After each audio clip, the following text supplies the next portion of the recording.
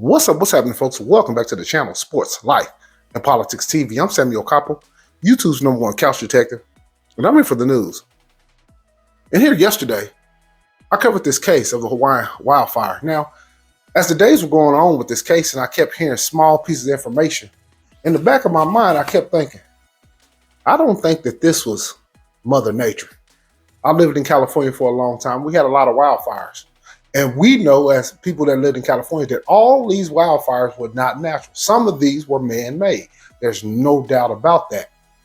Some accidental, some that you could say government allegedly was involved. Now, on this island, it is a very populous tourist destination, and the land is very valuable. Now, there is a such thing as coincidences. There's no doubt about that.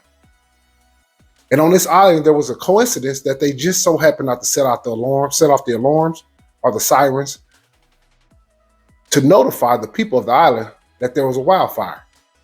They just so happened not to turn the power down on the power lines, which is another protocol that they normally do. They didn't do that. And today I found one more thing that lets me know now that I'm 100% convinced that this whole thing was on purpose, that actually somebody cut off the water. Now, something's rotten as hell. And I asked the question yesterday, was the Hawaiian wildfire Mother Nature? My guess is no. But you can, like I said, you can have coincidences. You look in the backseat of your car and find a condom. Hey, maybe your old lady gave a friend a ride. Anything can happen. But your spidey senses start tingling. Next thing you know, you find a size 12 shoe under your bed. Hey, and you the only man in the house, and it ain't your shoe. You wear a size 11. Next thing you know, she no longer wants to have sex with you and getting strange calls in the middle of the night. She cheating. Yeah, something's rotten in Denmark, and it's obvious at that point. And the same thing is happening with these Maui wildfires. Let's take a look at this clip, you guys.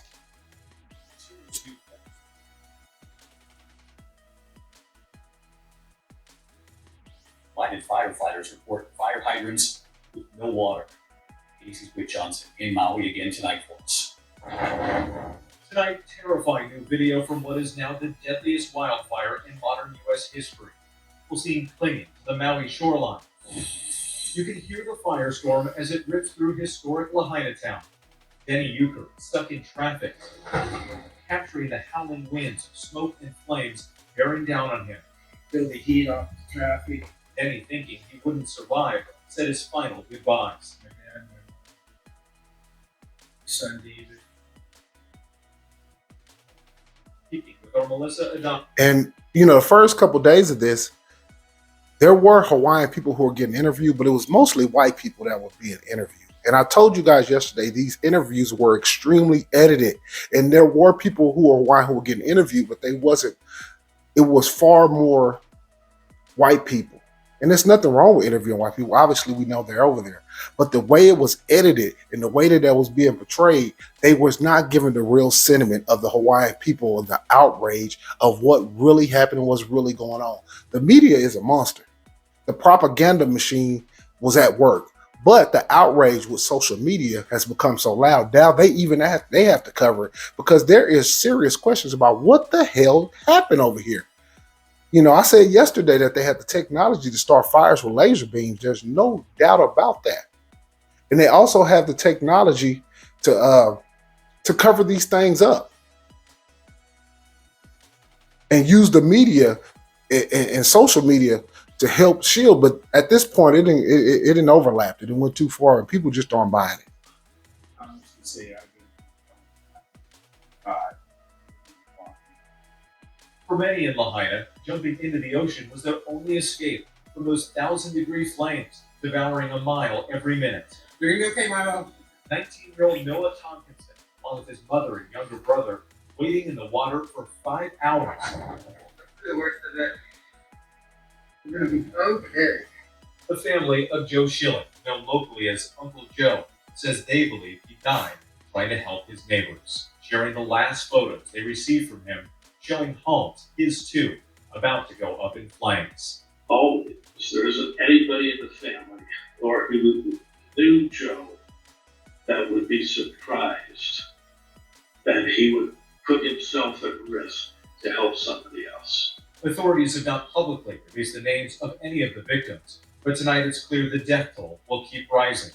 They will find 10 to 20 people per day probably until they finish. And it's probably going to take 10 days.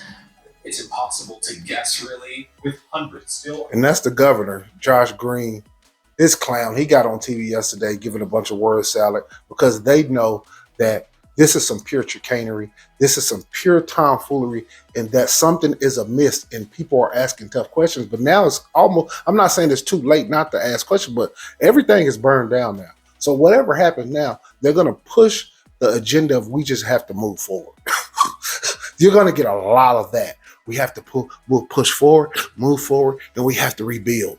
And I said yesterday, I said it yesterday in the video, all of this land, who gets this land? And we're going to go over another clip and they're going to talk about the land. Because I'm telling you, I asked some of the best questions on YouTube. I asked a question yesterday, what about this land? This land is valuable. Who gets it? Unaccounted for, officials urging survivors to provide DNA samples to help identify the dead. The wind is making it worse. And questions tonight about why the utility company, despite warnings, failed to cut the power, raising the risk that down electric lines could spark more fires. Power lines toppling like matchsticks. Were there moments when you feared for your life? Yeah. Firefighter Ina Kola worked desperately with her colleagues to protect homes, even as they watched their own homes burn to the ground. What are you gonna do? You gotta keep going. Our duty. Her husband, Johnny Verona, also a firefighter, had to evacuate with their 2 kids that day, but was able to listen to his wife's voice on his radio. It was actually incredibly relieving. Ina and her crew using hoses to douse the flames until she says the hydrants went dry.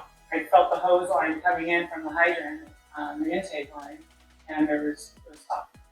So, And I was like, there's no pressure, there's no water. so the hydrant ran out of water. We reached out to the water company. No response so far. Ina said, Let me say this. It's borderline impossible for them to run dry water because obviously you're surrounded by water. In Hawaii, anybody know anything about Hawaii, it gets massive amounts of rain. But across the island, the water all of a sudden went out. The power lines were never powered down. The alarm system was never sounded. Nothing worked all of a sudden. Every protocol that they supposed to take, which is normal, they didn't take none of them. Unbelievable. as they're among the 17 of 18 firefighters who lived in Lahaina and lost their homes, but still reporting to work, answering the call. They've been at work every single day. They're going in for overtime because what else are you gonna do? I can't just sit at home and cry. Those firefighters are real heroes in this, of course, and with the nightmare just got worse and worse when they report the fire hydrants being dry. You reported over the weekend with that officials at the time said only 3% of the burn zone had been searched by cadaver dogs. I know they've made some progress today. You reported it earlier, but so much of the destruction they haven't even made it to. A long way to go here. As we know, the death toll mounting just before we came on tonight. Yeah, David, just moments ago, the governor confirming that at least 99 people have died in these fires. And David, tonight, there are also growing questions about the island's siren warning system. Authorities say it was not activated when it was needed most. David? So many tough questions, so many important questions, and Rick Johnson, we really appreciate you being here. Thank you. And as you can see, they're not getting answered. They said they called the water company and the water company never called back. This shit is, I'm not laughing because it's funny. I'm laughing because what else can you do? It's so wacky and unbelievable. It's like, wow, that lets you know it was on purpose. Everybody was in cahoots together. Had to be. Because yes, maybe something happened where you couldn't set the alarms off. Maybe that could be a coincidence. Or maybe you set the alarms And the water, something happened with the water. Okay, we can make it through. You can take that. But then you could might say, well, hey, maybe we cut the power, but we forgot to set the something happened with the alarm. But not all three. There's no way possible that all three, none of those protocols were followed up on. That's wild. And let me go with this video right here. This is what I'm telling you. I'm one of the best on YouTube. I'm asking these questions before the facts. Now look at what this lady says. Lahaina is not for sale. And I asked in this video right here yesterday, who's getting all this land? Because I know for a 100% fact that all these people aren't coming back. There's no way, shape, or form. By the time they get done playing chase your own tail with the insurance companies, people are going to have to sell. People are going to be desperate for money. People are going to have to do something. And this lady, and I feel for her, but when you hear her speak, you can tell she's living in a fantasy world. Unfortunately, because people are going to have to sell. That's how you know all these people in cahoots together. Because obviously, allegedly in cahoots. Let me say alleged. But if you watching this video, even you have to start. I mean, even if you started out or you was a little bit suspect on all, like, I don't know, I'm a little skeptical on this thing. Even you now have to start coming around and saying, God damn, yeah, everything failed? You didn't do nothing right? Let's take a look at this clip. I think right now we just need the prayers and, we need the money to rebuild our town. This is going to be a long road ahead of us. And we're just trying to fundraise and make sure that the displaced family. And believe me, Lahaina was a very historical place too. There was a lot of Hawaiian history there, and it's all been wiped out. And guess what? When the people come back there, yes, they're going to try to bring certain things back. Some stuff you can never replace. But whoever gets to rebuild this gets to rebuild it basically in their own image. Because a lot of these Hawaiians is not coming back, just like New Orleans and Katrina. A lot of them people never came back and lived in New Orleans. A lot of these people, unfortunately, are not coming back, y'all. These can go back home one day. There's a lot of real estate speculation happening right now that is really frustrating. And I just want to remind all you real estate investors around the world, like, Lahaina is not for sale. Yes, yes, it is. Don't reach out to these families and take advantage of them during the most devastating time of our lives. They don't care. Ma'am, I'm with you. I feel for you, but they don't care. A lot of these people, if the people who ends up buying a lot of this probably already knew this was coming and was ready. We just heard from our reporter and from a couple of women who said that they were upset about what tourists were doing. Now you're telling me that there are real estate investors reaching out to people about their property. What's going on exactly? Yes, homeowners have been reached out by investors and realtors offering to buy their land. And this is disgusting. And we just want to make sure that people around the world understand our situation and know that Lahaina is not for sale. It is important that the multi-generational families that come from Lahaina get to continue to live in our hometown. And the reason why she's crying, because subconsciously and deep down inside, she knows it'll never be the same. Never. And the people who buy this, they're going to build resorts. In this area, I guarantee you, they want to build super resorts.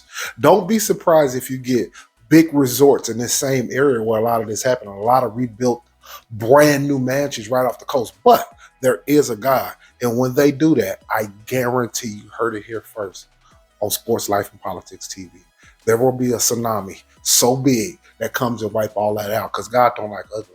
They will not ever, ever, ever get to enjoy that for the long term. Believe me. So, the people of Hawaii can take solace in that. Let me ask you about Hawaii officials and the government. I know that the alarm system failed. They didn't go off. The text message system failed because cell service was bad. Are you hopeful that they will intervene and protect Lahaina as a place for locals and tourists, but a place for locals instead of real estate investors looking to rebuild it differently than what it was? Yes, We need to work as a community to ensure that we have a seat at the table on how our town is rebuilt and what that looks like. And it's important that we make sure that the cultural history of Lahaina, the integrity of Lahaina is protected, especially for Native Hawaiian families from Lahaina.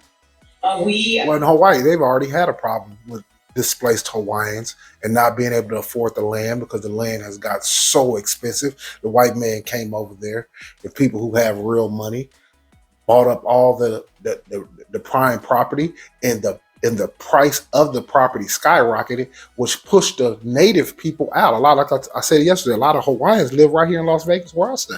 So now it's going to be even worse because now you really don't have a lot to sell. It's not an actual home. It's a plot of land, which does hold some value. But now they're going to be able to, give you, if it's worth $1 million with the house, they're going to offer you $200,000-300,000 because of the insurance company, who had insurance, what kind of insurance, what the coverage of the insurance was. By the time you get done with all them loopholes and playing with them companies, you're going to need some money fast. And people they're not going to want to deal with it. Not all of them. Hopefully, the Hawaiians stay strong. I'm rooting for them, but I just don't see it. Not all of them. I mean, not most of them. A lot of them just going to be displaced, unfortunately. And who has all the money?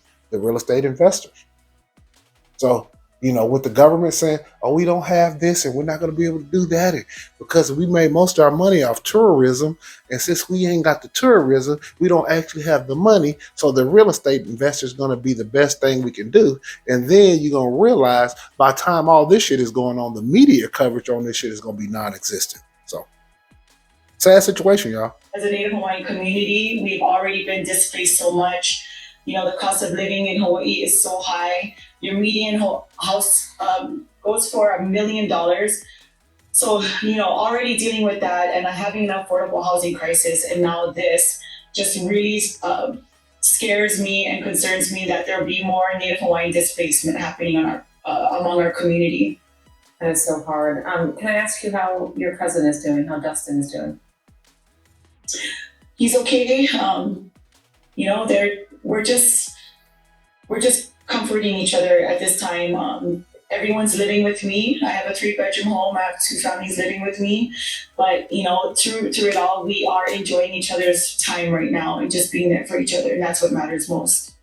Terry Lawrence, thank you for coming back on, and I'm glad your immediate family is safe. I'm so horrified for your friends and horrified for the island if it isn't able to rebuild in a similar way. I know you can't rebuild all that history, but I do believe in the island. I do believe in the people. You guys are strong and you're unique, and I wish you all the best. Thank you so much. Please keep the prayers and donations coming our way. Aloha. And like I said, the media, they can cover like that anchor. She doesn't control what the stories are going to be. She doesn't control anything. She's basically like a robot. She reads from the teleprompter. Does she feel a certain type of way? Maybe, probably. I don't know.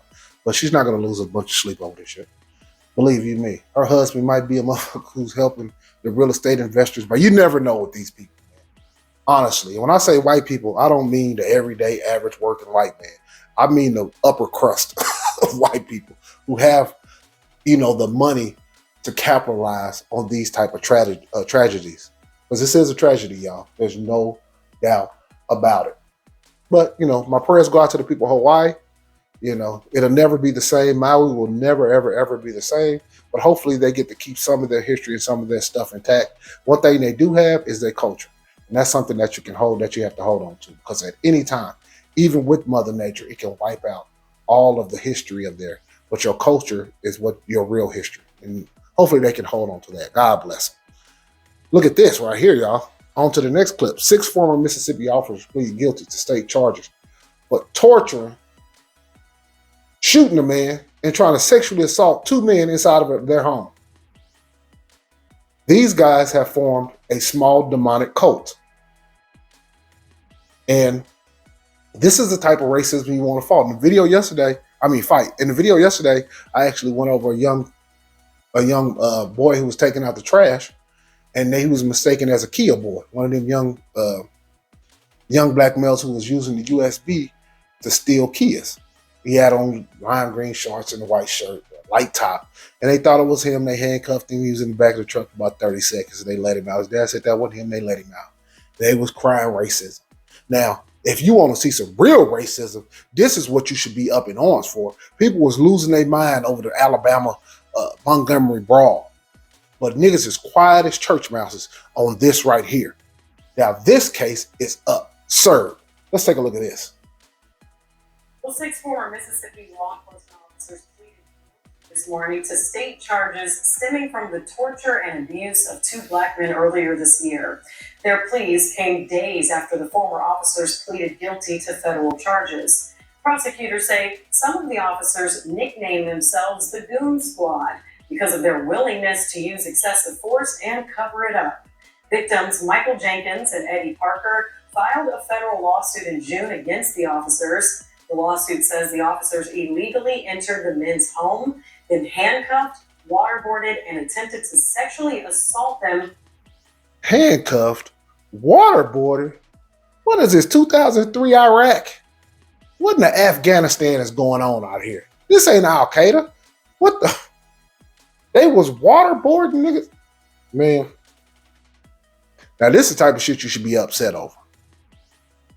This is the type of shit, as you can see, they show, I don't know how many people's out there. I don't want to speak. But you see 3 little people, and they didn't really show the black people faces. They just showed their feet in a couple little pictures because they don't really want, this is a real case of racism and white supremacy at its finest. Do I believe in white supremacy? No. Do I believe in any race being supreme over the other? No, absolutely not. But these guys call themselves white supremacists. They think they're superior. But they in there trying to have sex with people. And if you got people handcuffed and tied up and you couldn't have sex with them, that means that maybe 3 was with it and 3 was like, I don't know about that. But these 6 guys, ain't no telling what type of crimes they had gotten away with. You got to watch the kids. You got to watch women. And most definitely, you got to watch men's asses. Because it looked like they was on attack for black ass. And look at this brother in the hospital laid up after being waterboarded, tortured, and trying to be sexually assaulted. This is crazy. Let's hear that one more time, y'all. June against the officers. The lawsuit says the officers illegally entered the men's home, then handcuffed, waterboarded, and attempted to sexually assault them for nearly 2 hours. The lawsuit also says one of the deputies put a gun in Jenkins' mouth and shot him. Then the officers attempted to cover it up. Court records show the officers reached plea agreements, so their prison sentence could range from 5 to 30 years. Each could get longer prison sentences when federal court makes a decision in November. Well, there's people out there, and it's not a lot. They say 5 to whatever many years. But the feds will pick this up. Most people might say, nah, they ain't going to do nothing. Yeah, they are. Why? Because, you know, when you practice white supremacy, you're supposed to be discreet. You're not supposed to be this brazen. This is ridiculous to the umpteenth degree. There's no way, no how. You should be breaking in people's homes, waterboarding them, attempting to rape them, shooting them in the mouth, and then trying to cover it up with your little sick demonic sex cult. What they need to do is release their ass in the general population with all the niggas down in Alabama. And see how much black ass they really like. Because some niggas love to get down there and get the busting asses. And I mean that both ways. But they'll be in some kind of protective custody. There's no way you can put them guys in general population. Them niggas are tearing them apart. But that's what I would hope for. But, you know, we don't really run the justice system. And, you know, but the feds will pick this case up, believe it or not. Yes, this is a hate crime. A federal hate crime. And you cannot be this brazen. And it was so much evidence against them. They all pled guilty. So yes, the feds will be picking this up. Yes, they will prosecute them. Will it be to the full extent of the law? Maybe so, maybe not. But they will get the state time and they will get the federal time. There's no doubt about that. This is ridiculous. Yeah. Let's hear it one more time. Agreements, so their prison sentence could range from 5 to 30 years. Each could get longer prison sentences when federal court makes a decision in November. And yes, they will pick that up. There's no doubt about that. Let's take a look at this next clip. Aspiring terrorist arrested in Philly allegedly took steps to build a bomb. Now, they said this was a 17-year-old. You know, 17-year-olds are not that smart. You're not dealing with a James Bond 007 type of spy. They're not discreet. They're not that intelligent. They don't know how to, do shit without leaving clues. Yeah, he's still pissing on the toilet. So, let's take a look at this clip. Today we're learning more details about a dramatic FBI raid that played out on Friday night in the Winfield section of the city. Officials say a, quote, terrorism investigation led federal, state, and local officials to the 5900 block of Woodbine Avenue. And at the center of the whole thing, a 17-year-old boy. Action News reporter Annie McCormick joins us live outside the federal building with much more of these disturbing developments. Annie. Yeah, Walter, because that suspect is a juvenile, at this point his identity is not being released. Today, federal authorities say that he was searching for attack sites and stockpiling weapons. Authorities today finally confirmed why the FBI besieged a Wynwood neighborhood over the weekend. The young man who's under arrest was an aspiring terrorist. That young man lived here in the 5800 block of Woodbine, where Friday federal authorities surrounded the home and over the course of several hours removed boxes of evidence and multiple large firearms. And new tonight, video obtained by 6ABC shows the FBI serving another warrant Friday afternoon to a home in the 1200 block of Wallace Street. Sources confirm it is in connection to the terrorism investigation. This individual was also sending and receiving media containing terrorist propaganda and guidance on committing to criminal acts, including how to construct the bomb. The suspect that came on the FBI's radar in March after he had contact with a global terrorism group connected to Al-Qaeda in Syria. Now, do I believe he was in contact with a global terrorist group in Syria? Absolutely not. He could have been in contact with artificial intelligence or FBI agent or some CIA, a government official who intercept this type of shit. And, once you look up certain shit on the web, that shit automatically, the algorithm pick that shit up automatically. You automatically go on the watch list and they automatically start looking at you. And yes, you will be in contact with somebody, but it won't be those people. Look, there's going to come a time with artificial intelligence where you call 1-800 numbers and you're going to actually think you're talking to a person. That's how advanced the computer systems are right now. They're not using them yet. They call them quantum computers.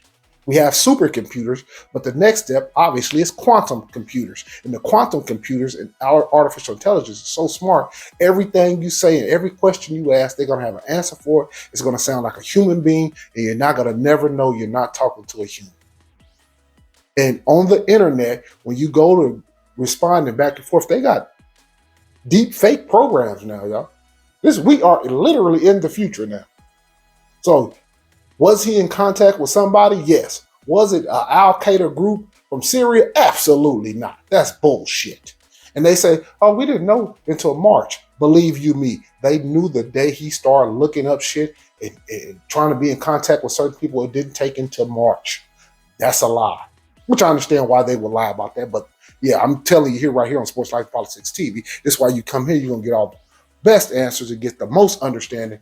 No way, no how was this motherfucker, they didn't know what he was doing until March. And no way, no how was he in contact with people actually in Syria at 17. No way, from Al-Qaeda. Stop. The individual had conducted general research into potential targets.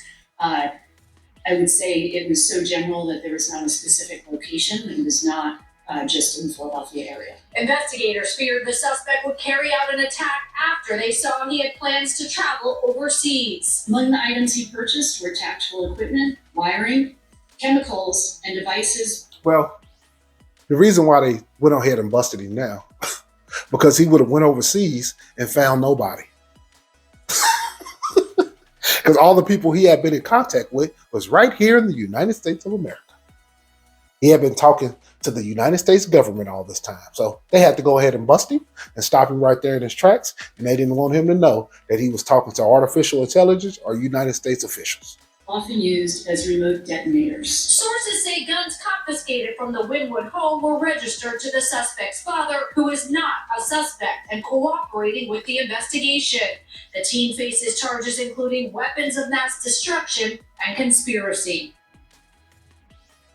And Walter, at this point, that teenager only facing state charges. However, today the district attorney said that his office would file the paperwork to try him as an adult. Walter, this is still an ongoing investigation. But as you can see with that case, the reason why I line these videos up like this sometimes is for a particular reason. And this particular reason is, as you can see in this particular case in Philadelphia, there were thousands of FBI agents. I mean, obviously I'm exaggerating a little bit, but it was flooded with the FBI. Now, there was a bomb that went off in another part of Pennsylvania in an affluent neighborhood where 3 houses were destroyed and 1 house looked like it got hit with a goddamn cruise missile or a bunker buster bomb. And it was completely obliterated to the foundation. And I said, that's a terrorist attack and somebody's covering something up. And I asked yesterday in the video, or this video right here, who blew up the house in Pennsylvania? What's going on there? And I asked the question, where is the FBI? And as you can see with the 17-year-old in these 2 videos, terrorism investigation. Philadelphia 17-year-old arrested, charged. You can see the FBI is everywhere. Now you look at this case, I can't fucking, where's the FBI at? Why the FBI ain't got that shit flooded and covered everywhere? Let's take a look at this clip. This will be the last clip of the day too. Well, I might go over this one last clip of the 4 divers found safe near North Carolina coast. Well, let's take a look at this. One of the 5 people killed in an explosion in the Pittsburgh suburb of Plum is being identified as a man who grew up in Cary. According to the Pittsburgh Tribune. And as you can see, hey y'all, there's nothing that can happen within a house, even a gas leak, that can cause an explosion that strong, other than an actually man-made bomb. Whatever they were covering up, whatever somebody was trying to hide, they wanted to make sure there was no evidence whatsoever of it. Look at that. That's pure destruction. And they got a bunch of fire trucks there. Where is the FBI should be all around that goddamn block everywhere. Review website tonight. 55-year-old Kevin Sabunia graduated from Cathedral Prep. A friend of Sabunia's, quoted in the Tribune Review story, said he lived 3 doors away from that house that exploded, but was reportedly inside the house when the blast took place. Also among those killed, a 12-year-old boy, the Plum Borough manager. Now you can see, y'all, that house was blown up in such an extensive way that you literally can see below ground of the foundation. Look at that. You have to really look at that and think about that something ain't right. And they're not talking about the investigation that needs to be. They worried about a 17-year-old that was talking to federal agents. The whole time he was never talking to nobody in Syria, allegedly. Never. 100% allegedly, he was not talking to anybody in Syria. But look at how that shit blew up. That's wild. And you would think the FBI would be everywhere. The Plum Borough Community Development Director. Yeah, they said some kind of development director. Somebody got a hit put out on them, you know. It's unfortunate. I'm going to keep up with that case and go back over that. But I have a feeling if that came from higher up, that'll be one of those cases they'll talk about it and it'll fade into the wind eventually. It'll get blown away. But let's take a look at this. 4 divers found safe near North Carolina coast. U.S. Coast Guard saves them. I want to give a special shout out to my son who just graduated from the Coast Guard July 28th. And now he's in the Bay Area doing his training for his job. Son, I'm extremely proud of you and I'm happy for you. Way to persevere. Obviously, the United States Coast Guard is the smallest branch of the military. And they do save a lot of lives off the coast, coordinating when people get lost at sea. Mostly white people. But it is what it is. But I'm extremely proud of them. Let's take a look at this clip. 4 divers found safe near North Carolina coast. A special moment caught on camera on the North Carolina coast as 4 missing divers are found and reunited with their families. Yeah, what a great feeling this is. The U.S. Navy says the 4 men were rescued about 46 miles southeast of Cape Fear River. They went missing yesterday after diving off a boat that was later found east of Myrtle Beach. This morning around 6, the rescue crew saw a snow light in the water flashing an SOS signal. The crew launched a life raft from the back of their plane and they got those divers on board. Before underwent medical screening when they got back to shore before they reunited with their families.